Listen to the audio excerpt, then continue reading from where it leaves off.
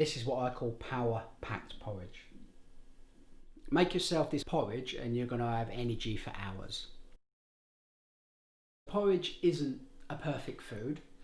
It's a good upgrade considering that most people eat boxes of maize and sugar and preservatives, and they say that they're fortified with vitamins, but it still doesn't amount to the nutrients that you can get from a good porridge. So I'm going to show you how to make porridge correctly. Most nuts and seeds have a digestive inhibitor called phytic acid. So when you break down the phytic acid, you make the porridge more easily digestible and it doesn't screw up your body's uptake of minerals. So that's why we should soak porridge overnight. I'm going to use 1 cup of porridge and I'll put enough water just to cover the porridge. So now I'm going to add a tablespoon of raw unfiltered coconut vinegar. You could use apple cider vinegar, you could even use half a lemon. So you might be thinking, like, vinegar, is that not going to spoil the taste of the porridge? But if you don't put too much in, so just that tablespoon, what you can also do as well, if you wish, the next day you could actually give the porridge a little rinse. So drain it and give it a rinse through with fresh, clean water before you cook it. I'll see you tomorrow morning when we'll cook the porridge. The porridge has been soaking overnight. It's expanded. You can really smell the vinegar in this. So I'm now going to drain it and give it 1 rinse. I'm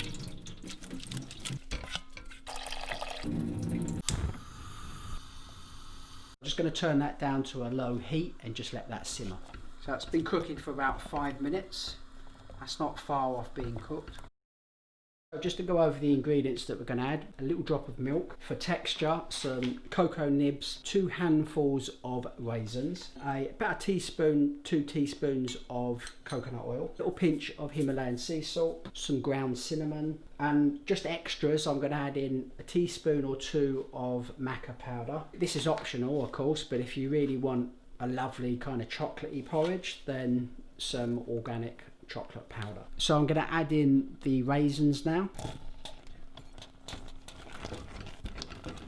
and the coconut oil, pinch of salt, good sprinkle of cinnamon.